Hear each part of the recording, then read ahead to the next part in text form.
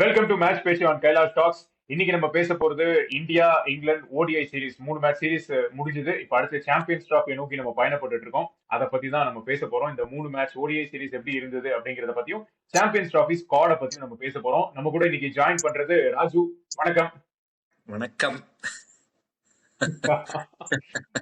Right, ரொம்ப ஹாப்பியா இருக்கியா ரோஹித் சர்மா ஃபார்முக்கு வந்ததால? எஸ் எஸ், தலைவன் 100 போட்டானா? ஆனா 100 போட்டாச்சு. ஆனா என்னன்னா 100 போட்டதுக்கு அப்புறமா அடுத்து அடிக்கல. மறுபடியும் பழைய மாதிரி ஃபர்ஸ்ட் மேட்ச் கடைசி மேட்ச் ரெண்டுமே சாமி கூட்டாரு.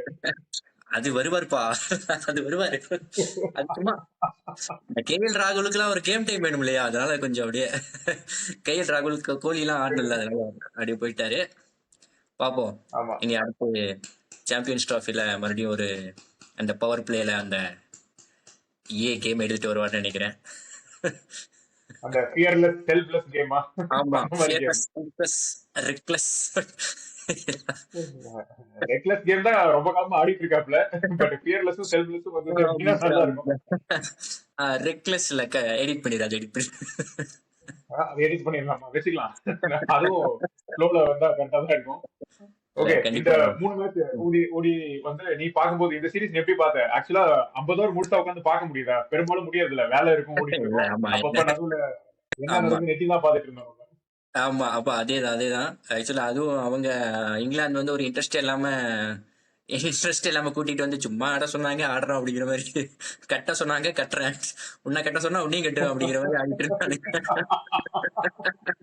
பகவான் போனேன் இந்த மாதிரி ஆடிட்டு இருந்தானுங்க. இந்த எம்எஸ் பாஸ்கர் சொல்ற மாதிரி இந்த வேண்டா விருப்ப பிள்ளையை பத்தி காண்டா முருகன் பேர் வச்சாங்களான்ற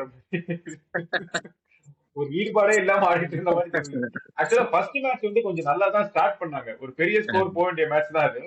அப்படியே திடீர்னு கீழே விழுந்து கொலாப்ஸ் ஆயிட்டானுங்க. ஃபர்ஸ்ட் மேட்ச் வந்து பெருசா அடிக்கல இங்கிலாந்து, கம்மியான டார்கெட் தான். மத்த ரெண்டு கூட பரவாயில்ல, ஓரளவுக்கு வந்தாங்க. ஆமா, அந்த 300 செட் பண்ண மேட்ச் கொஞ்சம் சென்சிபிளா ஆனானுங்க. அதான் நம்ம பீட்டர்சனே சொல்லியிருக்கானே, இவனுக்கு கிரிக்கெட் ஆட சொன்னா கோல்ஃப் ஆடிட்டு இருக்கானு. டேய், இது கோல்ஃப் டூர் இல்லன்னா கிரிக்கெட் டூர்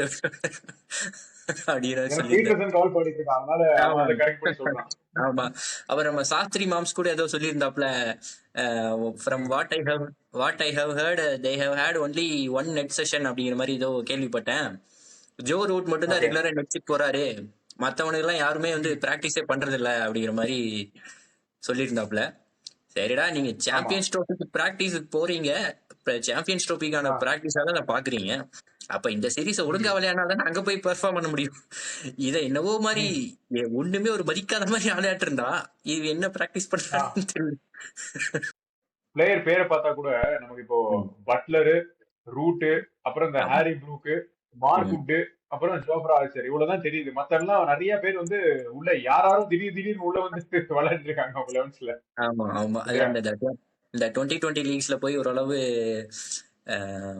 போனவங்க, அந்த கொஞ்சம் டொமஸ்டிக் நல்லா ஆனாங்க, அந்த மாதிரி பிடிச்சி உள்ள போட்டிருக்காங்க. ஸோ அந்த பென் ஸ்டோக்ஸ் மாதிரி ஒரு பிளேயர் இல்லாத கேப் நல்லா தெரிஞ்சுது. ஸோ ஜோ ரூட் வந்ததுக்கு அப்புறம் அந்த பிக்கப் ஆகும்னு நினைச்சா அது ஒன்றும் வேலைக்கு ஆகல. ஒரே ஒரு 50 தான் இல்லையா? அதுக்கப்புறம் மத்த ரெண்டு மேட்சும் பெருசா இல்ல. ஆமா, ஒன்றும் ஆகல. ஸோ அவங்க எதிர்பார்த்த ஜோ ரூட் அந்த ஆங்கர் ரோல் பிளே பண்ணி கொடுப்பான் அப்படிங்கிற மாதிரி எதிர்பார்த்தாங்க, அதுவும் நடக்கல. அவனுங்க ஒரு 30 ஓவர் ஆனாலும் இவங்க நாங்க அப்படியும் அவுட் ஆயிருவோம்ப்பா, நீ என்ன வேணா ஆடு, நாங்க அவுட் ஆயிருவோம் அப்படிங்கிற மாதிரி ஆடிட்டு இருக்காங்க. ஆமா, இது வந்து அந்த இந்தியா ஆஸ்திரேலியா அந்த மாதிரி மேட்ச் ஆனா கூட நல்லா ஆடுவாங்க. இந்த இங்கிலாந்து வந்து டீம் ஆன மாதிரி கூட தெரியல, அந்த மாதிரி கூட ஆமா. ஆனா இதுக்கு அந்த கன்கஷன் சப்ஸ்டிடியூட்டுக்கு அவ்வளவு வாய்ஸ கொடுத்தானே, சரி ஒன் டேல வெறி குண்டு எழுவானுங்கன்னு பார்த்தேன். அங்கே மனசு விட்டாங்க போல, இந்த டூரே நமக்கு இல்ல, என்ன பண்ணாலும் நமக்கு ஒர்க் அவுட் ஆகாதுன்ற மாதிரி மனசுக்கு மாதிரி ஆடிட்டு இருந்தாங்க. ஆமா, எப்படி ஏமா ஜெயிக்க போறீங்கடா அப்படிங்கிற மாதிரி ஒரு மைண்ட் செட்ல மாதிரி ஒரு நக்கலா பேசின மாதிரி இருந்தது. ஆனா அதுக்கேத்த கேம் நீ ஆடல, அதை நீ ஒத்துக்கோ. ஒரு டஃப் ஃபைட் கொடுத்துட்டு எல்லாம் பேசியிருந்தா சரி ஓகே பரவாயில்ல அப்படின்னு சொல்லலாம். பட் அங்க பேச்சு மட்டும்தான் இருக்கு அப்படிங்கும்போது மைக்கேல் வானே டென்ஷன் ஆயிட்டாரு. அவருமே ஏதோ டென்ஷன் ஏதோ சொல்லிட்டு இருந்தாரு. என்னப்பா you get paid to win games ஏதோ ட்வீட் போட்டிருந்தாப்ல, அந்த மாதிரி ஏதோ போட்டிருந்தாப்ல. ஆமா ஆமா, முதல்ல கூட இந்த 3-0 இங்கிலாந்து ஜெயிக்கும்ல ப்ரிடிக்ஷன் போட்டு வாசிம் ஜாஃபர் கூட டேக் பண்ணி கிண்டல் பண்றது, இப்ப பேசு அப்படின்ற மாதிரி ஏதாவது. இன்னொன்னு நம்ம இதுல சொல்ல போனா அந்த கன்கஷன் சப்ஸ்டியூட் சமாச்சாரம் வந்து நம்ம சைட்ல பண்ண ரவுஸ் தான் அது. அது எந்த ஆமா, ஆங்கிள் பார்த்தாலும் இவருக்கு அவன் சப்ஸ்டியூட்டா, இதுக்கு இது ஃப்ரீயான்ற மாதிரி தான் இருந்தது. ஆமா. அது இப்ப தேவையில்லாம பண்ணி விட்டாங்க. இந்த லாஸ்ட் மேட்ச் பாத்தியா, சாஸ்திரி மாம்ஸ் ஹர்ஷித் ராணா ஒரு 6 அடிச்சோடனே லைக் டு லைக் ரீப்ளேஸ்மெண்ட் அப்படின்னு போட்டாப்ல. எனக்கு அதான் எந்த ஆங்கிள் ஜவஹர் ஸ்ரீநாத் வந்து அந்த கன்கஷன் சப்ஸ்டியூட் அக்செப்ட் பண்ணாருன்னு தெரியல. இவங்க தான் கொண்டு போறாங்கனால ரெஃப்ரியா வந்து இது இல்லப்பா இவன் வேற அவன் வேறன்ற மாதிரி சொல்லி அங்கதானே டிசிஷன் மேக்கிங் இருக்கு. அத ஓவர் டர்ன் பண்ணி இருந்திருக்கலாம். பட் எனிவே எப்படியோ நடந்துருச்சு. அதுக்கப்புறம் ஓடிஐ சீரிஸ் உள்ள இந்த போய் என்ன பேசினாங்கன்னு தெரியல. ஓடிஐ சீரிஸ் உள்ள போய் இல்ல மேபி அது சவுண்ட் காலகாலத்துக்கு பெரிய மனுஷன் பாக்குறேன் அப்படி போடுவேன் அப்படி மாதிரி சொல்லி ஸ்ரீநாத் சொல்லியிருப்பாங்கன்னு நினைக்கிறேன். ஆமா.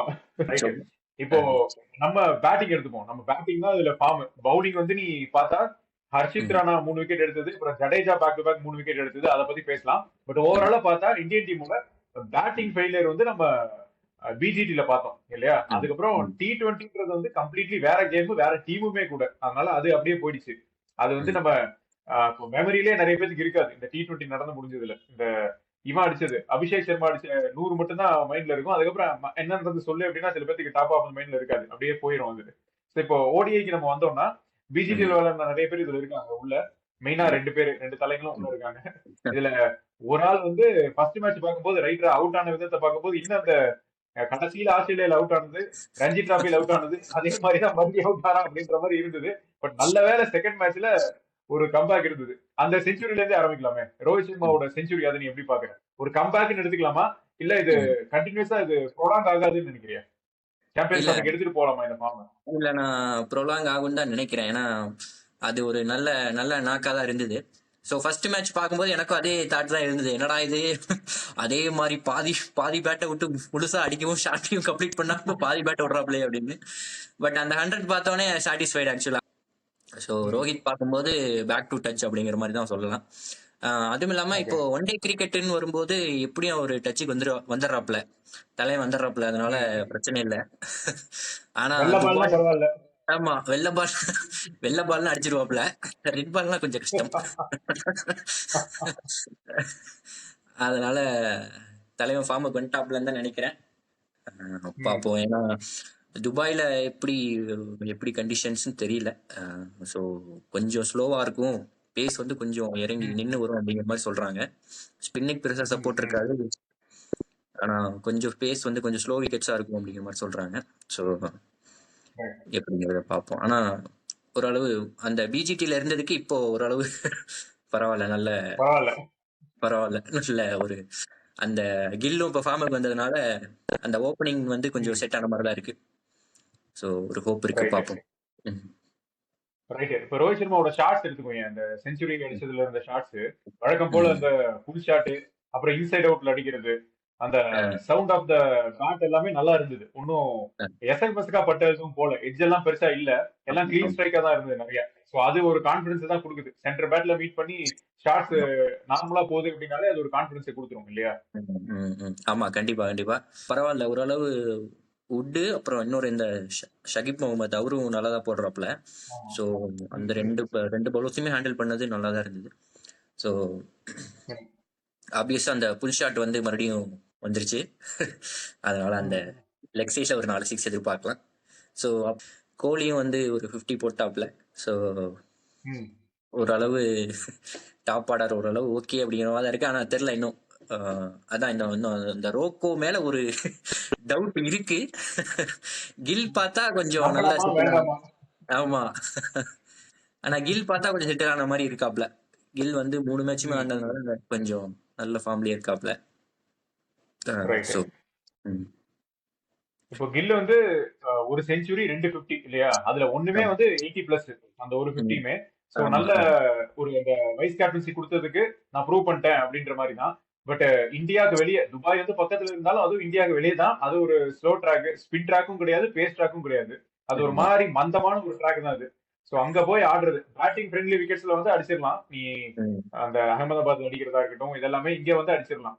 பட் ம். வெளியில போய் ஆடும்போது அது பியூர் பவுலிங் ட்ராக்கா இல்லாட்டா கூட கொஞ்சம் இந்த மாதிரி ஒரு மந்தமான ஒரு ஸ்லோ ட்ராக்குங்கும் போது நல்லா கில்லால இப்படி பெர்ஃபார்ம் பண்ண முடியுமா, இங்க பண்ண ஆமா. மாதிரியே அங்க அதை பண்ண முடியுமா, ரிப்ளிகேட் பண்ண முடியுமான்றது ஒரு டவுட் தான். பார்ப்போம். ஆமா. கண்டிப்பா. அஹ், ஆமா. அது கண்டிப்பா பொறுத்திருந்து பார்ப்போம். எஸ். நீ நீ எப்படி ஃபீல் பண்ற? டாப் ஆர்டர் செட் ஆயிருக்கா? தேருவாங்களா? டாப் த்ரீ தான். ஃபர்ஸ்ட் ஜெய்ஸ்வாலையும் ரோஹித்தையும் இறக்கி ம். விட்டாங்க. ஜெய்ஸ்வால் அஹ், வந்து அன்பார்ச்சுனேட்லி இந்த சீரீஸ்ல வந்து ஆட முடியல. கொடுத்த அஹ், ஆப்பர்ச்சுனிட்டி வந்து பெருசா கன்வெர்ட் பண்ண முடியல. அடுத்து ம். கோலி வந்ததுக்கு அப்புறம் ஜெய்ஸ்வாலை வெளியே தூக்கி விட்டாங்க இல்லையா. ஆமா. ம். அதனால டாப் ஆர்டர் நம்ம எடுத்துக்கிட்டா அகைன் ஜெய்ஸ்வால ஒரு ஆப்ஷனா சாம்பியன்ஸ் டிராபிக் இருக்கும்னு எதிர்பார்த்தோம். பட் இப்ப சாம்பியன்ஸ் டிராபி டீம்லும் இல்ல, அதை பத்தி பின்னாடி பேசலாம். பட் ம். இதுல பார்த்தா ரோஹித் ம். சர்மா செகண்ட் மேட்ச் ஃபார்முக்கு வந்தாச்சு. கில் ம். வந்து ஒரு கன்சிஸ்டன்சி இருக்கு கம்ப்ளீட்டா. ம்.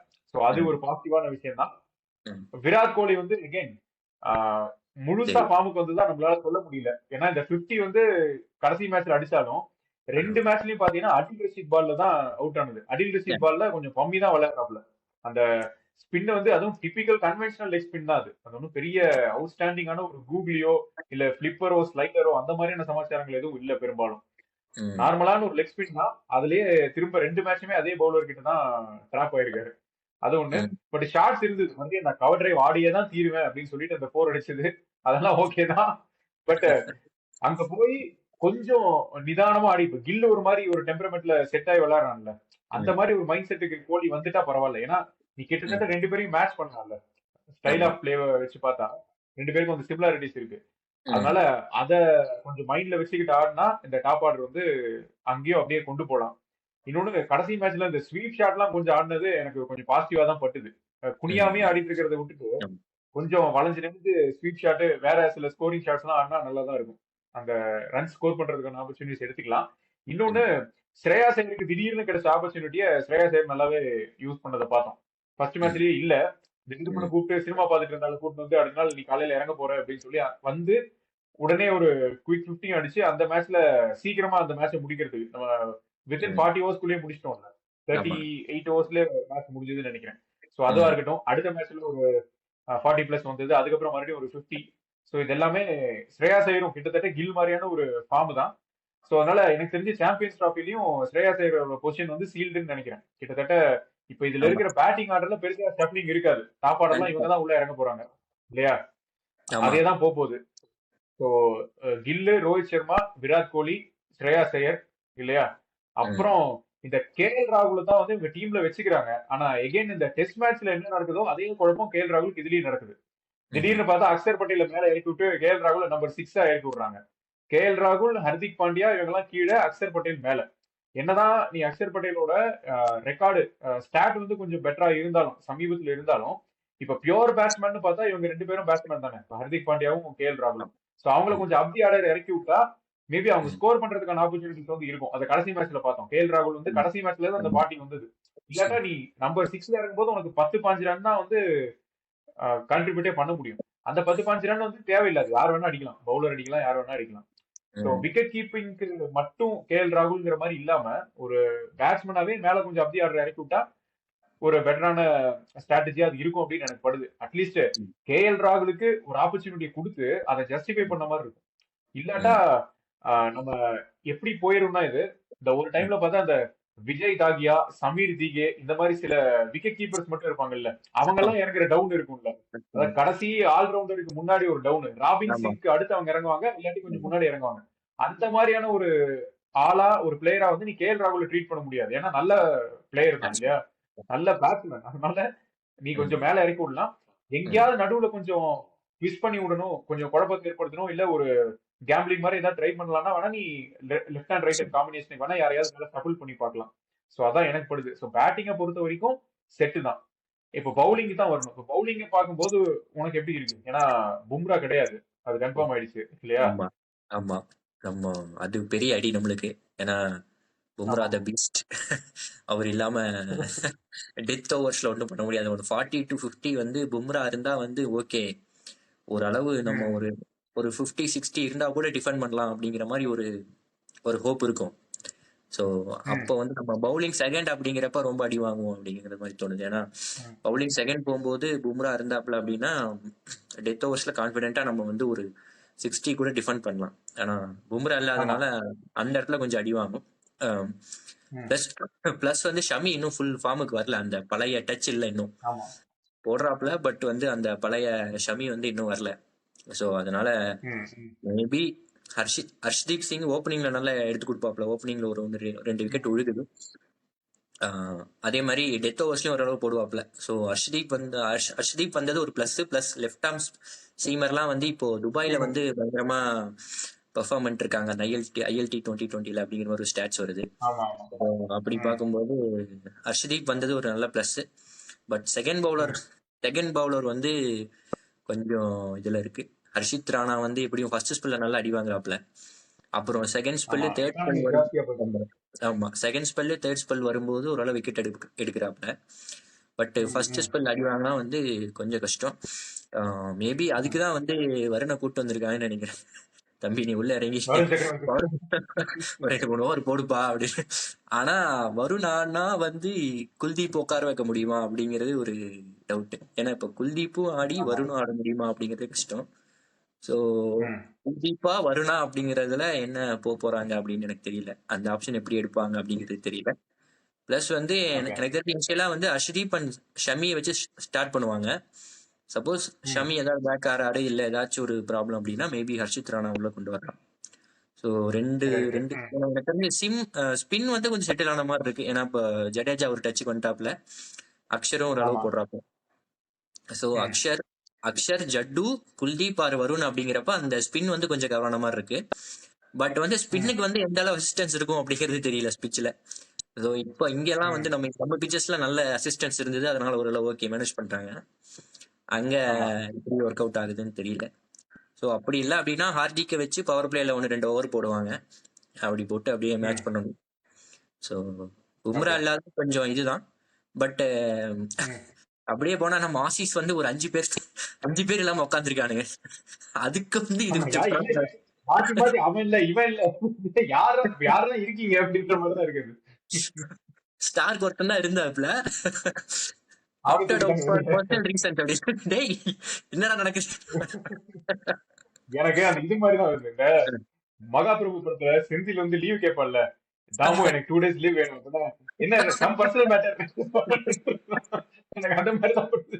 ஏய் எனக்கு புரியல. இப்ப நீ வந்து இவங்க எல்லாம் இந்த ஐசிசி டோர்னமெண்ட் வரும்போது இப்ப ஆஷஸ் வருது இல்ல WTC வருது அந்த மாதிரி ஏதாவது வரும்போது இவங்க ஐபிஎல்ல இருந்து ஆப்ட் அவுட் பண்ணுவாங்க. ஐபிஎல் விளையாடல அப்படின்னு. நீங்க சாம்பியன்ஸ் டிராஃபி ஆப்ட் அவுட் பண்ணிருக்கீங்க. அப்ப நீங்க இதை மதிக்கலையா அப்படின்ற மாதிரி தான் இருக்கு.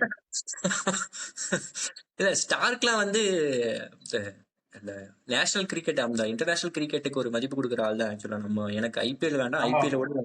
ஐபிஎலோட இதான் தரமான இப்ப வேணும். டெஸ்ட் கிரிக்கெட் எல்லாம் வருது. அதனால நான் அங்க போறேன் அப்படின்னு ஒரு 2-3 வருஷத்துக்குள்ள ஒரு ஸ்டேட்மெண்ட் எல்லாம் விட்டாப்ல.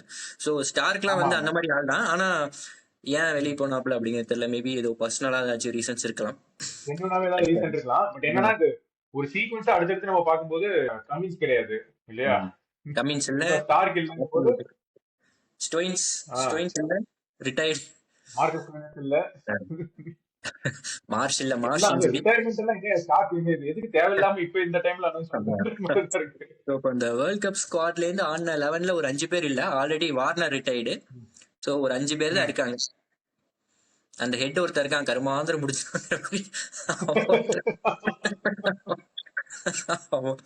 ஹெட்டு. அதுக்கப்புறம் ஸ்மித் ஃபார்முக்கு வந்தாப்புலன்னா அவன் ஒரு 50 ஓவர் நிற்பான். ஸோ ஆமா. பேட்டிங் ஓரளவு மேட்ச் பண்ணிடுவாங்க. பவுலிங் தான் பவுலிங் தான். பவுலிங் தான். ஏன்னா ஒரு 3 மெயின் பவுலர்ஸுமே வெளியே போயிட்டாங்க அப்படிங்கும்போது கொஞ்சம் கஷ்டம். ஸோ அதை ம். பார்க்கும்போது ஸோ நம்ம பவுலிங் கொஞ்சம் ஓகேவா தான் இருக்கு. துபாய் பிச்சில் பாகிஸ்தானுமே ஓரளவு நல்லா ஆடுவாங்க. ஸோ ஆமா அதனால ஆமா.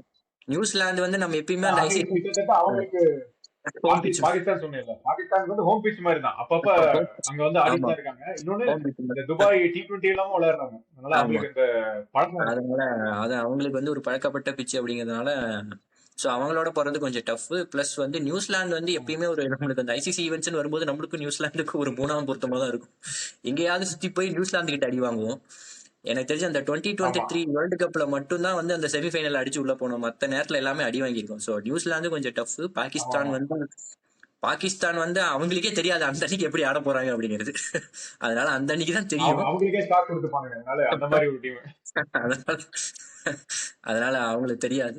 ஸோ பங்களாதேஷும் வந்து நம்ம ரொம்ப லைட்டா எடுத்துக்க முடியாது. பவுலிங் வந்து ஓகே தான், பட் வந்து 100% என்னால கான்பிடென்டா சொல்ல முடியல ஓகே செட் ஆயிருச்சு அப்படின்னு. ஷமி வந்து ஃபார்முக்கு வந்துட்டாப்ல அப்படின்னா ஒரு சூப்பர் தைரியமா அட்டாக்கா சொல்லலாம்.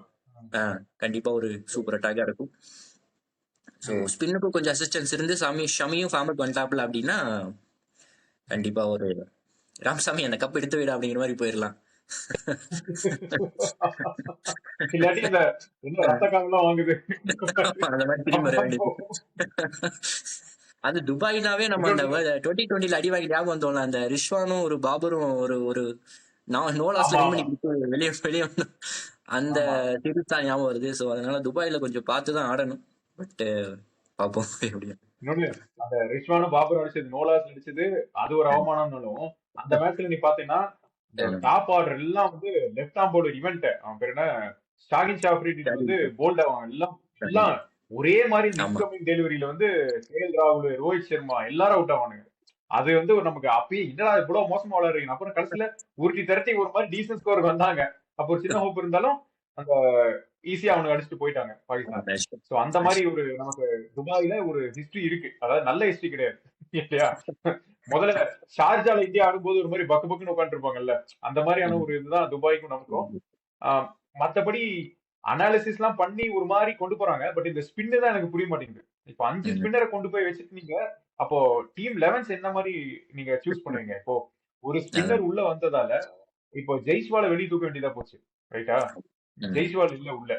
சோ அப்போ 11க்குள்ள இப்ப என்னதான் வரும்? இப்போ நீ கில்லு, ரோஹித் சர்மா, கோலி, ஸ்ரேயாஸ் ஐயர், கேஎல் ராகுல் 5 பேர் ஆச்சு.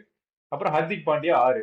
ஓகே, அப்போ அடுத்து உள்ள வரதெல்லாம் இப்ப அக்ஷர் பட்டேல், ஜடேஜா 2 பேரையும் விளையாடுவோமா? வந்தா 8 பேரு. ஓகே, அப்ப இன்னும் 3 பேர்னா அப்போ ஹர்ஷ்தீப் சிங் ஒண்ணு, முகமது ஷமி ஒண்ணு. அப்ப இன்னும் ஒரு ஆள் யாரு? மறுபடியும் நம்ம வருண் சக்கரவர்த்தி ஸ்பின்னுக்கு போவோமா? அப்ப 2 பேர் தான் இருப்பாங்க. ஹர்திக் பாண்டியாவை தேர்ட் சீமரா வச்சுப்போமா? இதுதான் எனக்கு குழப்பமா இருக்கு. ஆமா, எனக்கு தெரிஞ்சு அந்த குல்தீப் தான் ஃபர்ஸ்ட் ஸ்டார்ட் பண்ணுவாப்லன்னு நினைக்கிறேன். மேபி வருணுக்கு இன்னும் கொஞ்சம் ஓடி எக்ஸ்பீரியன்ஸ் இல்லாதனால மேபி குல்தீப்பை ஸ்டார்ட் பண்ணலாம். குல்தீப்பை ஸ்டார்ட் பண்ணிட்டு அப்புறம் எப்படி போகுதுன்னு பார்ப்பாங்க. எனக்கு தெரிஞ்சு அக்ஷர், ஜட்டு 2 பேரும் ஆடுவாங்க. ஜட்டு இப்போ ஃபார்முக்கு வந்துட்டாப்ல, ஆல்ரவுண்டர்ஸ் 2 பேருமா ஆடுவாங்க. ஸோ ரெண்டு சீமர்ஸ், ஒரு ஸ்பின்னரு பிளஸ் ஜட்டு, அக்ஷர் 2 பேரும் ஆடுவாங்க. ஸோ அது குல்தீப்பா வருணாங்கிறது தான் தெரியல.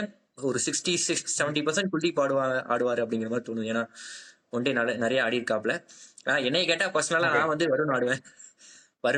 ஏன்னா வருண் வந்து இப்ப நல்ல ஃபார்ம்ல, செம ஃபார்ம்ல இருக்காப்ல. ஸோ வருண் ஆனா ஒரு நல்ல ஹோப்ல இருக்கு. அந்த பவர் பிளே நம்ம சொன்ன மாதிரி பவர் பிளேல ஒரு 2-3 ஓவர் போடுவாப்ல. ஸோ அதனாலயும் இது பண்ணும். ஸோ அப்படி. ஆனா அதான் அது எனக்கு புரியல, ஏன் இப்போ ரீப்ளேஸ்மெண்டா வருண் வராப்ல அப்படின்னா ஏன் ஜெய்ஸ்வாலை தூக்குனாங்கன்னு தெரியல. கில் வந்து செட் ஆனதுனால ஓப்பனிங்க்கு வந்து ஒரு ஆப்ஷன் இல்ல. ஓப்பனிங் எப்படி மாத்த போறது இல்ல. அதனால ஜெய்ஸ்வாலை தூக்கிட்டு கொண்டு வந்திருக்காங்க. ஸோ அது தெரியல, மேபி சுந்தர், எனக்கு தெரிஞ்சு சுந்தர் ஆட மாட்டாப்லன்னு நினைக்கிறேன். சுந்தருக்கு சான்ஸ் தர மாதிரி தெரியல அவங்க. ஸோ மேபி சுந்தருக்கு பதிலாக கொண்டு வந்திருக்கலாம். ஆனா ஏன் தெரியல, மேபி ஒரு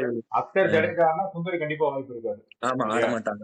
ஆமா, சோ மேபி ஒரு எதுக்காக வச்சிருக்காங்க, மேபி அந்த ஆல்ரவுண்டர் பெர்ஸ்பெக்டிவ்ல உள்ள வச்சிருக்காங்களா அப்படின்னு தெரியல. சாம்பியன்ஸ் ட்ரோஃபி ப்ரிவியூ மாதிரி போயிட்டோம். இங்கிலாந்து சீரீஸ்ல ஆரம்பிச்சு அப்படி அங்க போயிட்டு இந்த சீரீஸை எவனுமே மதிக்கிறது இல்லையா? ஆமா, ஏன்னா இப்போ நீ ஹானஸ்டா பார்க்க போனா இந்த சீரீஸ்னால நமக்கு என்ன பலன் இருக்குன்னு நீ நினைக்கிற? இப்போ இங்கிலாந்து வந்து விளையாட்டு போனதில்ல. ஏன்னா எனக்கு என்னன்னா, இப்போ பிஜிடிக்கு முன்னாடி இங்க நியூசிலாந்து சீரீஸ் ஒண்ணு ஆடினாங்க. அந்த சீரீஸ் யாரும் ஆரம்பிக்கும் போது பெருசா மதிக்கல. ஆனா 3-0 ஒயிட் வாஷ் ஆனதுக்கு அப்புறம் என்னடா தோத்துட்டீங்க அப்படின்ற மாதிரி இருந்தது. அதோட நீட்சி வந்து நமக்கு பிஜிடி வரைக்கும் போய் ரிஃப்ளெக்ட் ஆச்சு, அந்த ஹேங் ஓவர்ல இருந்து வெளியே வராத மாதிரி. ஓகே, சோ இது வந்து நமக்கு அப்படி உல்டாவா பார்த்தா இது நம்ம பாசிட்டிவா முடிச்சிருக்கோம். இது 3-0 நம்ம வந்து வின் பண்ணிருக்கோம். சோ இது வந்து நமக்கு பாசிட்டிவ் இம்பாக்ட் கொடுக்கும்னு நினைக்கிறியா? இல்ல இது அவ்வளவு பெரிய இம்பாக்ட் எல்லாம் இல்ல, சும்மா பேட்ஸ்மேன் ஒரு மாதிரி டச் வச்சுட்டதுக்கு ஒரு வாய்ப்பா இருந்ததுன்ற மாதிரி பாக்குறியா? இல்ல இது அவங்க ஆடின கேமை பார்த்தா அந்த மாதிரி தான் இருக்கு. அவங்க ஆடின அவங்க இங்கிலாந்து ஆடின கேமை பார்த்தா இதுல இருந்து நம்ம வந்து ஒரு ஓகே மறுபடியும் வந்துட்டாங்க அப்படிங்கிற மாதிரி சொல்ல முடியாது. பட் வந்து பிளேயர்ஸ்க்கு வந்து ஒரு கான்ஃபிடென்ட் கொடுக்கும் அப்படின்னு நான் நினைக்கிறேன். ஏன்னா பிளேயர்ஸ்க்கு வந்து ஒரு மென்டலி வந்து நம்ம வந்து ஒரு ரன் அடிச்சிருக்கோம், மறுபடியும் ஒரு திரும்பி வந்து ஒரு 100 போட்டிருக்கோம் அப்படிங்கும்போது என்ன இருந்தாலும் அவங்க எப்படி இல்லை ஆன்லைனாலும் ஒரு இன்டர்நேஷனல் டீம் கூட ஒரு 100 அடிச்சிருக்கோம் அப்படிங்கும்போது ஒரு நல்ல கான்ஃபிடென்ட் கொடுக்கும். அதே மாதிரி கில்லு எல்லாருமே கோலியும் ஒரு 50 அடிச்சிருக்காப்ல. ஸோ அந்த ஒரு மென்டல் பூஸ்டா இருக்கும்னு நினைக்கிறேன். ஸோ அந்த பிஜிடியோட காயங்கள் எல்லாம் கொஞ்சம் ஆடுறதுக்கு கொஞ்சம் ஹெல்ப்ஃபுல்லா இருக்கும். ஆமா, இதெல்லாம் தாண்டிட்டு ஓகே நம்ம ஒரு ஒரு மாதிரி ரைட் ட்ராக்ல தான் இருக்கோம், நல்ல டச்ல இருக்கோம் அப்படிங்கிற மாதிரி ஒரு ஒரு மென்டல் பூஸ்ட் கொடுக்கும்னு நினைக்கிறேன். ஆனா டெக்னிக்கலா வந்து அவங்க ஒழுங்கா ஆடல, தான் உண்மை. ஆனா அவனுக்கு பொட்டன்ஷியலுக்கு ஏற்ற மாதிரி ஆடலை. ஸோ ஒரு சிடி மாதிரி தான் ஆடிட்டு போனானுங்க. ஸோ அந்த வகையில வந்து நல்லா தான் முடிஞ்சிருக்கு. பட் ஆனா இது வந்து அங்க உள்ள போனப்ப கொஞ்சம் டஃபா தான் இருக்க போகுது இல்லையா, அங்க மேட்சஸ்லாம் இந்த அளவு ஈஸியா விட மாட்டாங்க.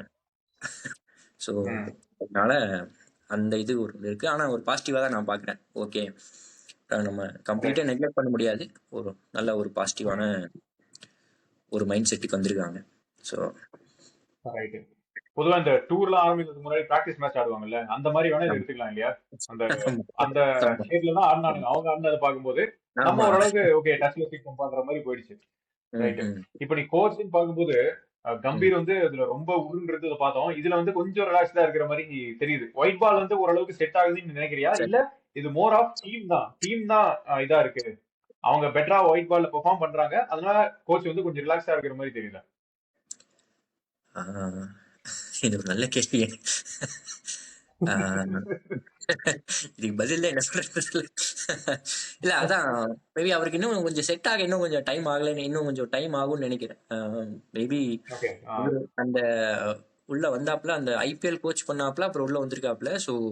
ஸோ ஒயிட் பாலுக்கு அதான் நீ சொன்ன மாதிரி ஒயிட் பாலுக்கு வந்து ஓரளவு செட் ஆயிட்டு 2020 கம்ப்ளீட்டா டேக் ஓவர் பண்ணிட்டாங்க நம்ம. பிளஸ் வந்து அந்த வேர்ல்ட் கப்லாம் அடிச்சதுனால இப்போ ஐபிஎல்லும் ஆடுறதுனால ஒரு பயங்கரமான set of pool of side players வச்சிருக்காங்க. அதனால வந்து அதுல வந்து எந்த ஒரு இதுவும் இல்லை. அதனால 2020 நல்லா போயிட்டு இருக்கு. ஒன் டேல வந்து ஓகே, ஒன் டே எனக்கு தெரிஞ்சு டெஸ்ட் வந்து கொஞ்சம் டவுட்டா தான் இருக்கு. ஏன்னா நம்ம பிஜிடிலையும் பார்த்தோம், இந்த நியூசிலாந்து சீரீஸ்லயும் பார்த்தோம். ஸோ அதனால டெஸ்ட் வந்து கொஞ்சம் இதாக தான் இருக்கு. மேபி அந்த இங்கிலாந்து அப்ரோச் மாதிரி 2 கோச்சா வேணா போயிடலாங்கிற மாதிரி இருக்கு. ஒன் டேக்குமே எனக்கு வந்து சரியா தெரியல, ஏன்னா இவங்க இந்த மாதிரி ஆடினதுனால இது வந்து இது யாரோட வெற்றி அப்படிங்கிற ஒரு கேள்வி.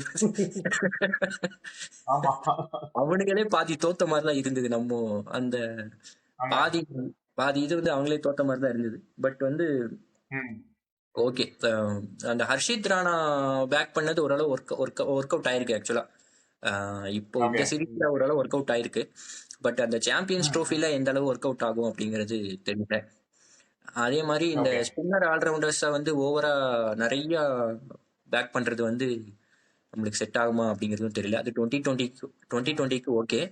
பட் வந்து இங்க ஒன்றுக்கும் வந்து சாம்பியன்ஸ் ட்ரோஃபிக்கு வந்து எப்படி ஒர்க் ஆகுது அப்படிங்கிறது தெரியல. மேபி இது வந்து இது இங்கிலாந்தோட வெற்றி, நம்மோட வெற்றி, கோச்சோட வெற்றியும் இல்லை. இங்கிலாந்து வந்து கொடுத்துட்டு போன வெற்றின்னு எடுத்துக்கணும். மேட்டுக்குடியில கவுண்டமணி சொல்ற மாதிரி விஜய் தப்பா கத்துச்சிருக்கான் அவன்.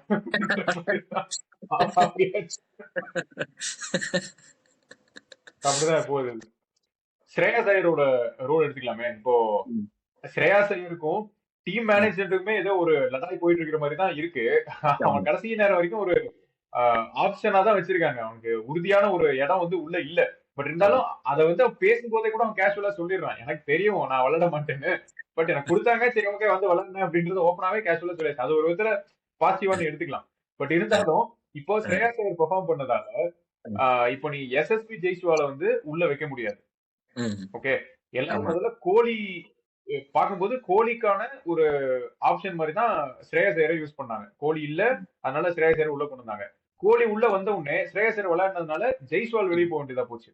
சோ எப்படி பாத்தீங்கன்னாலும் இந்த பிளேயர்ஸ ஷஃபிள் பண்றது, டூ மெனி ஆப்ஷன்ஸ் வச்சுக்கிறது, இதெல்லாம் பாசிட்டிவா இருக்கும்னு நினைக்கிறியா, இல்ல இந்த ராய்டு கதை மாதிரி நல்லா விளையாடுவான் திடீர்னு பார்த்தா காணாம போயிடுவான், நம்ம இந்த யாரு எங்க விளையாடுவாங்கன்றதே ஒரு இது தெரியாது. ஏன்னா 2 ம், பிளேயருக்கு ஒரு அன்சர்டனிட்டி இருக்கு. இப்போ ம், கேஎல் ம், ராகுலுக்கு இருக்கு, ஸ்ரேயஸ் ஐயருக்கும் ம், இருக்கு. ம், 2 ம், பேருமே ம், கொஞ்சம் டீசென்ட்டா விளையாடுறவங்க தான். சோ ம், இந்த ம், ம். ஷஃப்லிங் எப்படி பாக்குறீங்க? இல்ல அது ஆமா அந்த ஷஃப்லிங் வந்து கொஞ்சம் இன்னும் கொஞ்சம் பெட்டரா ஹேண்டில் பண்ணலாம்னு தான் தோணுது. ஏன்னா அந்த கம்யூனிகேஷன் எப்படி அன்னைக்கு நம்ம கம்யூனிகேஷன் போன தடவை பேசும்போது அந்த கம்யூனிகேஷன் பத்தி பேசணும். ஸோ ஆமா ஆமா. அஸ்வினிக்கே நடக்கல அப்படிங்கும்போது ஸ்ரேயாஸ் ஐயருக்கும் ராகுலுக்கும் நடக்குமா அப்படிங்கிறது தெரியாது. கண்டிப்பா நடந்திருக்கான்னு தான் வாய்ப்பு நினைக்கிறேன். இல்ல. வாய்ப்பு இல்லை. ம், ம், ஸோ நான் அந்த ம், டிராவிடும் ரோஹித்தும் இருந்தப்ப அந்த ஒரு ஸ்டெபிலிட்டி கொடுத்தாங்க. நீ ம், நல்லா ம். ஆடுறதோ ஆடலையோ ஒரு 11 வந்து எனக்கு என் 11 இதுதான். கண்டிஷன் ம். மாறும், முன்ன பின்ன மாறும். என் 11 இதுதான். அதனால வந்து ஒரு ஸ்டேபிளா தான் போகும். அதே மாதிரி அந்த ஓகே. ரிசர்வ்ல இருக்கிற ஸ்குவாடு கிட்டயும் ஒரு கம்யூனிகேஷன் இருந்த மாதிரி தான் இருந்தது. ஸோ இந்த மாதிரி ம், போகுதுப்பா, ம். உனக்கு கண்டிப்பா உன் சான்ஸுக்காக வெயிட் பண்ணு, கண்டிப்பா உனக்கு இடம் இருக்கு அப்படிங்கிற மாதிரி ஒரு ஒரு ஒரு கம்ஃபர்ட் ஜோன்ல ஓகே. வச்சிருந்த மாதிரி இருந்தது. ஒரு கம்ஃபர்ட்டா வச்சிருந்த மாதிரி இருந்தது. ம், பட் வந்து இங்க ம், வந்து ம். அந்த இது இல்லாத மாதிரி தான் இருக்கு. அந்த ஸ்ரேயாஸ் ம். வந்து ஆல்ரெடி டே போங்கடா எனக்கு ஐபிஎல் எல்லாம் கூப்பிட்டு கூப்பிட்டு கொடுக்குறாங்க, 27 கோடி வந்தாச்சு போங்கடா அப்படிங்கிற மாதிரி அவர் ஒரு மைண்ட் செட்ல இருக்காப்ல. ஸோ ஆனா வந்து இந்த பிளேஸுக்காக வந்து இப்பதான் ஒரு பிளேஸுக்காக போராடிட்டு இருக்கிற ஒரு பிளேயர்ஸுக்கு வந்து அது எந்த அளவு ஒர்க் ஆகும் தெரியல. ஏன்னா அவங்களுக்கு வந்து ஒரு மேபி ம், ஒரு ம். தே மே ஃபைண்ட் இட் டிஃபிகல்ட் அப்படிங்கிற மாதிரி தான் இருக்கு.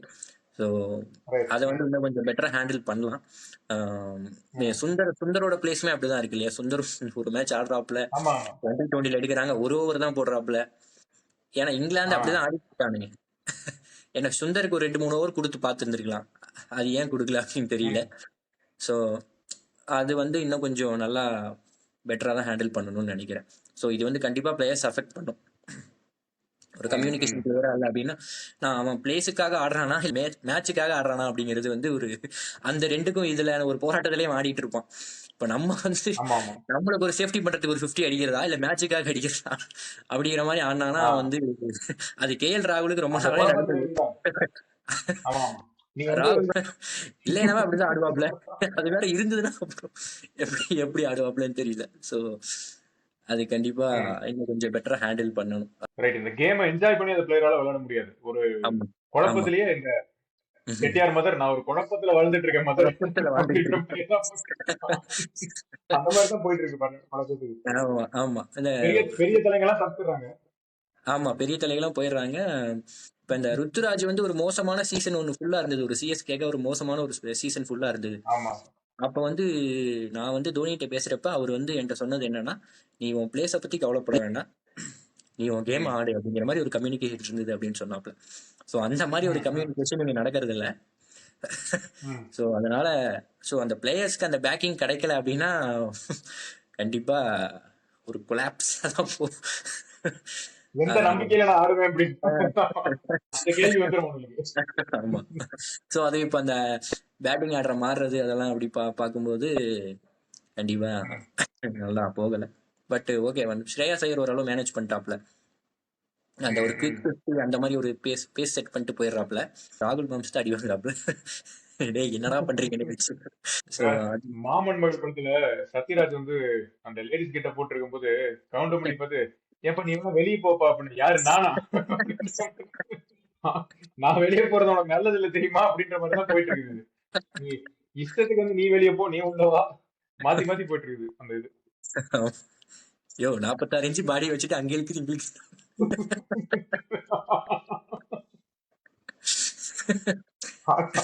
அதுலயும் மணிவன் சொல்லுவான்ல, நான் சந்தோஷமா குடும்பம் நடத்துறத கெடுக்கிறதுக்குன்னே வந்திருக்கேன். நீ நீ என்ன சந்தோஷமா வாழ்ந்துட்ட? அப்படிதான் இப்போ கேஎல் ராகுலோட பொசிஷன் எல்லாம் அடிக்கடி கேள்விக்குள்ளாகுது. அதாவது விளையாடக்கூடிய ஆள் தான், அந்த பொட்டன்ஷியல் இருக்கு. பட் இருந்தாலும் ஒரு கன்ஃபார்ம் டிக்கெட்டை கன்ஃபார்ம் பண்ணாதனால ஒரு டவுட்லயே ஆடி 15 ரன் 20 ரன் அது சீன்லயே வராது அந்த கான்ட்ரிபியூஷன் அந்த மாதிரி ஆமா. ஆயிடுது. அது ஓகே. ஆனா இந்த அக்ஷரை வந்து நம்ம நல்லா பண்ணி கொடுத்துருக்காப்ல. அக்ஷர் வந்து நம்ம குறை சொல்ல முடியாது. ஏன்னா அக்ஷர் வந்து அவரு கொடுத்த வேலையை நல்லா பண்றாப்ல. பட் இந்த பொசிஷன் மாறும்போது கொஞ்சம் அடி வாங்குது. ஸோ ஆமா அந்த ஆமா. அந்த கிரன்ச் கேம்ஸ்ல எல்லாம் என்ன பண்ணுவாங்க அப்படிங்கிறது தான் தெரியல. ஸோ அதை ம். வந்து கொஞ்சம் பொறுத்திருந்து பார்க்கணும். அப்போ ஜடேஜா வந்து சாம்பியன்ஸ் ட்ராஃபில ஆடினா ஜடேஜாக்கு இன்னும் பேட்டிங்ல ப்ரூவ் பண்ண வேண்டியது இருக்கு. பவுலிங்ல ஓரளவுக்கு ஆமா ஒரு பாசிட்டிவான இம்பாக்ட் வந்து காமிச்சாச்சு இந்த இங்கிலாந்து சீரீஸ்ல. அடுத்து ஹர்திக் பாண்டியா ஏதாவது பண்ணணும். ஹர்திக் பாண்டியாவும் பெருசா இந்த ஒன் டேல பெருசா ஒன்றும் இல்ல. ஸோ அதுல ம். ஹர்திக் பாண்டியாவுக்கு ஒரு இது இருக்கு. கோலி 50 அடிச்சாலும் இன்னுமே கோலி கிட்ட இருந்து பாகிஸ்தானோட ஒரு இன்னிங்ஸ் இதெல்லாம் தான் எல்லாரும் எதிர்பார்ப்புல இருக்கு. எவ்வளவு தூரம் நடக்குதுன்றத பார்க்கணும். அகைன் முகமது ஷமியோட பவுலிங் இல்லையா, சோ இதெல்லாம் தான் வந்து எதிர்பார்ப்புகளா இருக்கு. இந்த எதிர்பார்ப்பெல்லாம் டிக்காச்சு அப்படின்னா நம்ம ஜெயிக்கலாம். ஏன்னா 3ல 2 ஜெயிச்சா பிரச்சனை இல்ல, நம்ம செமிக்கு போயிடலாம். அதான் 2 மேட்ச் ஜெயிக்கணும். அந்த ஒரு மேட்ச் தோக்கலாம்னா அது யாரோட தோக்கலாம்? நீ வந்து பாகிஸ்தானோட இல்ல நியூசிலாண்டோட பங்களாதேஷோட, இது 3ல வந்து எனக்கு தெரிஞ்சு பாகிஸ்தானோடையும் பங்களாதேஷோடையும் ஜெயிச்சிருவாங்க. நியூசிலாந்து வேணா ஏதாவது கொஞ்சம் ஒரு சிக்கலா வரதுக்கான வாய்ப்பு இருக்கு இல்லையா? வாய்ப்பு இருக்கு. அவங்க எனக்கு ஃபர்ஸ்ட் லீக்லயே ஒரு அடி வாங்குறது நல்லதா நினைக்கிறேன். ஒரு லீக்லயே அடி வாங்கிட்டோம்னா அதுக்கப்புறம் உள்ள போய் கொஞ்சம் 2 ஜெயிக்கிறதுக்கு சான்ஸ் இருக்கு. இவனுங்க 3ஐயும் வீரமா ஜெயிச்சுட்டு உள்ள போய் அடி பண்ண கொஞ்சம் கஷ்டம். அது கொஞ்சம் கஷ்டம். அதனால முன்னாடியே ஒண்ணு தோத்துட்டா வந்து பெட்டர் நினைக்கிறேன். முன்னாடி ஒண்ணு தோத்துட்டு 2 ஜெயிச்சு உள்ள போனாங்கன்னா அப்போ ஓரளவு ஈக்குவல் ஆயிரும் நினைக்கிறேன். பெட்டரா இருக்கும். பாப்போம். அந்த சைடு உனக்கு ஆஸ்திரேலியா லீக்ல ஜெயிச்சு வந்தாலும் செமி ஆடும்போது வந்தாங்கன்னா அவனுக்கு கொஞ்சம் வீக்கா தான் இருக்காங்க. ஆமா பவுலிங் வீக் அப்படிங்கிறதுனால நம்ம கொஞ்சம் ஒரு கான்பிடென்ட் ஆகலாம். பவுலிங் வீக் நம்ம போட்டு ஒரு புழக்க வாய்ப்பு இருக்கு. அது பார்க்கணும். எனக்கு தெரிஞ்சு அங்க இருந்து அதான் நம்ம மேபி அந்த சாம்பியன்ஸ் ட்ராஃபியை பத்தி பேசினா அதை பத்தி நம்ம இன்னும் கொஞ்சம் டீடைலா பேசுவோம். இப்படி ஆமா இன்னும் நாள் இருக்கு. ஆமா நாள் இருக்கு. அடுத்த வாரத்துல பேசினா இன்னும் நெருக்கத்துல இன்னும் நிறைய சம்பவங்கள் நடக்கலாம். ஆமா இனி யாராவது வெளியே போறாங்களா, இன்வெஸ்ட்மெண்ட் ஏதாவது வருதான்னு பாக்கலாம். ஆமா ஆமா கண்டிப்பா. சோ மேபி அங்க அநேகமா சவுத் ஆப்பிரிக்காவும் ஆஸ்திரேலியாவும் தான் உள்ள வருவாங்கன்னு நினைக்கிறேன் அந்த குரூப்பை பார்த்தா. ஏன்னா தெரியல, ஆப்கானிஸ்தான் ஏதாவது சர்ப்ரைஸ் கொடுக்க வாய்ப்பு இருக்கு. இங்கிலாந்து இப்படி ஆனா வாய்ப்பு இல்லை. இந்த மாதிரி ஆமா சவுத் ஆப்பிரிக்கா ஒரு நல்ல ஃபார்ம்ல இருக்காங்க. ஸோ இப்ப ஒரு பாகிஸ்தான் ஒரு மேட்ச் தோத்துட்டாங்க, ஆனா நல்லா அடிதான் தோத்துருக்காங்க. இப்போ ஒரு ஒன் டே முடிஞ்சிருக்கு. ஸோ அவங்களும் ஒரு நல்ல ஃபார்ம்ல இருக்காங்க இப்போ. ஸோ அதனால ஆசிஸ் வந்து எப்படியும் ஒரு பவுலர் இல்லை அப்படின்னாலும் எப்படியும் அடிச்சு பிடிச்சி வர வாய்ப்பு இருக்கு. பேட்டிங்கை வச்சு மினிமம் கேரண்டி காட்டிடுவானுங்க. ஆமா. ஸோ மேபி நம்ம ஆஸ்திரேலியா இல்ல சவுத் ஆப்பிரிக்காவோட எதிர்பார்க்கலாம் செமிஃபைனல்ஸ். மொத்தம் நம்ம பேச ஆரம்பிச்சது இங்கிலாந்து ஓடிஐ சீரீஸ பத்தி தான். ஆனா பேசும்போது இந்த ஒரு சீரீஸே இல்ல அப்படிங்கிற மாதிரி ஆயிடுச்சு. நம்ம சாம்பியன்ஸ் ட்ராஃபி இது ஆக மொத்தம் இது இல்ல அப்படிங்கிற மாதிரி. இன்னொன்னு இந்த ஆஸ்திரேலியா வந்து சில சீரீஸ் எல்லாம் வந்து அண்டர் பெர்ஃபார்ம் பண்ண மாதிரி பெரிய டோர்னமெண்ட்டுக்கு முன்னாடி சொல்லுவானுங்க இல்ல, அந்த மாதிரி ஏதாவது உனக்கு ஆனஸ்டா தெரியுதா? இல்ல உண்மையிலேயே உனக்கு சொத்தையா தான் விளையாடுனானுங்கன்ற மாதிரி அவனுக்கு அந்த ஒரு ஃபீலிங்ல வச்சுட்டு விளையாண்டு இருக்கானுங்க. நம்ம வந்து ஒரு கேஷுவலா ஆடுறதுனால இப்படி ஆட முடியல. ஆனா உண்மையாலுமே அவனால ஆட முடியல. உண்மையாலே மனசு விட்டது நம்ம அந்த ஹர்ஷித் ராணா கன்கஷன் சப்ஸ்டியூட் விட்டாங்க. மனசு விட்டாங்க. அதுக்கு முன்னாடி இந்த சென்னையில அந்த திலக் வர்மா ஒரு நல்ல இன்னிங்ஸ், அந்த மேட்ச் அடி வாங்கியிருக்க வேண்டியது. சோ அந்த திலக் வர்மா சூப்பரா ஆடி அந்த ஒரு இன்னிங்ஸ் காப்பாத்திட்டு தான். அதுக்கப்புறமே அவங்க கண்டினியூஸா அடி வாங்க ஆரம்பிச்சிட்டாங்க. சோ அப்ப அந்த கன்கஷன் எல்லாம் போட்டு இது பண்ணவும் ரொம்ப மனசு விட்டாங்க. முடியாதுடா, இதுக்கு மேல முடியாதுடா அப்படிங்கிற மாதிரி. இதுக்கு மேல நான் விளையாட மாட்டேன்டா அப்படிங்கிற மாதிரி ஆகி போயிட்டானுங்க. சோ அவனுங்க 20 ஓவர்ஸே பெருசா கம்ப்ளீட் பண்ண மாட்டேங்கிறானுங்க. அப்படிங்கிறப்போ 50 ஓவர்ஸ் எங்க அடிச்சு கம்ப்ளீட் பண்ண போறானுங்க? அந்த 50 ஓவர்ஸ் பிடிக்கிற கெப்பாசிட்டி அவனுக்கு இல்ல. அப்ப அந்த பேஸ்பால் ஆடி ஆடி இப்ப அவனால வந்து ஒரு விக்கெட்டை ஸ்டாண்ட் பண்ணி அடிக்கவே முடியல. அது மெயினா இந்தியன் கண்டிஷன்ஸ்ல இந்த ஸ்பின் போட்டா வந்து கண்டிப்பா அவனால அடிக்க முடியல. மேபி அவனுக்கு கிரவுண்ட்ல ஆடலாம். மேபி இங்க வந்து 50 ஓவர்ஸ் பிடிக்கிற ஆட்களே இல்ல. ரூட் வந்து கொஞ்சம் நிறுத்தி கொடுத்தாப்புல, அந்த ரூட்டுமே வந்து எடுத்தோடனே வந்தோடனே கொஞ்சம் ஷைன் பண்ண முடியல. அதனால இது இல்ல. ஸோ ஒரு ஸ்டோக்ஸ் மாதிரி ஒரு பிளேயர் வந்து பின்ன கீழே இருந்தாருன்னா ஒரு பயங்கரமான ஒரு டஃப்பா இருக்கும். அதுவும் இல்லை. பிளஸ் வந்து பட்லர் வந்து ஒரு மாதிரி டிஸ்டர்ப்டா ஆன மாதிரி ஒரு இதே இல்லாம ஆடின மாதிரி இருந்தது. ஏன்னா பட்லர் வந்து ஒரு வெறிகுண்டு ஒரு நல்ல ஒரு எந்துவா ஆடினாப்ல அப்படின்னா பட்லரே கொஞ்சம் நிறுத்தலாம். பட்லரே ஒரு 20-30 ஓவர் ஆடுவாப்ல. ஸோ பட்லர் விளையாண்டு ஒரு 30 ரன் 25 ரன் அந்த ரேஞ்சில தான் போயிடுச்சு பட்லருக்கு. டாப் ஆர்டர்ல ஒரு 250 எல்லாம் பார்த்தா கூட எதுவுமே ஒரு ஓவராலா ஒரு டீமோட கான்ஃபிடன்ஸை பூஸ்ட் பண்ற மாதிரி எந்த இன்னிங்ஸுமே இல்ல, அவங்களுக்கு கிடைக்கல. ஆமா அது மாதிரி இல்ல. அதனால கடைசியில அவனுங்க அப்புறம் கோல்ஃப் ஆட ஆரம்பிச்சிட்டானுங்க. ஓகே நம்ம கோல்ஃப் ஆடுவோம். இனி வேலைக்கு அவர் கண்ணை மூடி சுத்து அப்படின்ற மாதிரி ஆச்சு. இன்னொன்னு இந்த WTC சைக்கிள்ல பார்த்தா சில ம். டீம் எல்லாம் வந்து டெஸ்டே விளையாட முடியாது. இப்ப வெஸ்ட் இண்டீஸ் எல்லாம் பார்த்தா சாம்பியன்ஸ் டிராஃபிக்குள்ளயும் கிடையாது, ஆமா. WTC சைக்கிள்லயும் வந்து அவங்க கிடையாது. So, அந்த மாதிரி போயிடுறாங்க. இப்போ ஒன் டே கிரிக்கெட் போற போக்க பார்த்தா நீ சொன்ன மாதிரி இங்கிலாந்தே ம். வந்து 20 ஓவர்ஸே கம்ப்ளீட் பண்ண மாட்டேங்கிறாங்க அப்படிங்கும்போது இப்போ ஒன் டே கிரிக்கெட்லயும் என்னதான் கிரிக்கெட் கண்டுபிடிச்சவங்களா இருந்தாலும் போற போக்க பார்த்தா இதுலயும் ம். கடைசியில ஒரு 6 டீம் தான் விளையாடுவாங்க போல ஒன் டே வேர்ல்ட் கப்லாங்கிற மாதிரி ஆயிடுச்சு இது. ஆமா. மத்ததெல்லாம் வந்து ஒரு ஜிம்பாப்வே, கென்யா அந்த மாதிரியான ஸ்டேட்டுக்கு போயிடுறானுங்களா நிறைய பேர். 2020 மட்டும் விளையாண்டு அதுல ஓரளவுக்கு ஏதோ பண்ணிடலாம். But ah. Test one day வரும்போது சொதப்பிடுறாங்க. அப்கோர்ஸ் இங்கிலாந்து வந்து டெஸ்ட் கொஞ்சம் டீசெண்டா தான் விளையாடுறாங்க. பட் ஒன் டே ம். வந்து இப்படி ஆயிடுது இல்ல. டீம் ஆமா. என்ன பண்றது ஏது பண்றது ஒரு ஃபோக்கஸ் எல்லாம் போயிடுது. ஆமா, ஆமா. கண்டிப்பா அப்படி ஆகுது. ஸோ அது வந்து இந்த சீரிஸ்லயே நல்லா தெரிஞ்சுது. ஸோ ம். அந்த குளோபல் லீக்ஸோட தாக்கம் வந்து இதுல தெரிஞ்சுது. எல்லாம் எல்லாம் அந்த லீக்ஸுக்கு ஆடுறானுங்க. ஆனா இங்க வந்து எதுவுமே ஆட முடியல. ஸோ அதுக்கான ம். இது நல்ல கிளியர்லி எவிடென்ட் அப்படிங்கிற மாதிரி இருந்தது. So right. மொத்தத்துல நீ இந்த ரப்பர் பந்து படத்துல முதல் பால சாமி குட்டுறலாங்கிற மாதிரி இந்த இங்கிலாந்து சீரிஸே சாமி குட்டுறலாம். நமக்கு ஒரு ஃபார்ம் பண்ணி விட்டுருந்தாலும் இத வந்து ஒரு பெரிய ஃபேக்டரா நம்ம எடுத்துக்க முடியாது. ஒரு வார்ம் அப்புக்கு ஒரு டச்சுக்கு வச்சுக்கலாம் அவ்வளவுதான். நீ மெயின் சீன் வந்து உனக்கு சாம்பியன்ஸ் டிராஃபி இதுதான். கண்டிப்பா வார்ம் ஒரு டச் கிடைச்சிருச்சு, நம்ம ப்ராக்டிஸ் பண்ணி ஒரு டச் கிடைச்சிருச்சு அப்படிங்கிற மாதிரி எடுத்துட்டு போயிடலாம். அவ்வளவுதான். ஏதோ நம்மளுக்கு ஒரு அந்த ஃபார்ம் அவுட் அந்த ரோஹித்தான்லாம் ஃபர்ஸ்ட் மேட்ச் அவுட் ஆன பார்க்கும்போது செகண்ட் மேட்ச் மனசுல அவ்வளவு முடிக்கிறாங்க. ஆஹா. அப்புறம் செகண்ட் மேட்ச் தேர்ட் மேட்ச் பார்த்ததுக்கு அப்புறம் தான் ஓகே பரவாயில்ல அப்படின்னு ஆகி போச்சு. பரவாயில்ல. ரைட். இது வந்து கம்ப்ளீட்டா ஒரு சீரிஸே வந்து ஒரு ட்ரையல்ஸ் அவ்வளவுதான். ஆமா, ஆமா. ரைட். அப்ப நம்ம சாம்பியன்ஸ் டிராஃபி நெருக்கத்துல மறுபடியும் பேசுவோம். கண்டிப்பா. அதுக்குள்ள நடக்கிற சம்பவங்கள் எல்லாம் உன்னிப்பா கவனிப்போம். ரைட். ஓகே, கண்டிப்பாக பார்ப்போம். ஓகேடா, பாய். தேங்க்யூ. பாய் பாய் பாய் பாய். Thank you bye.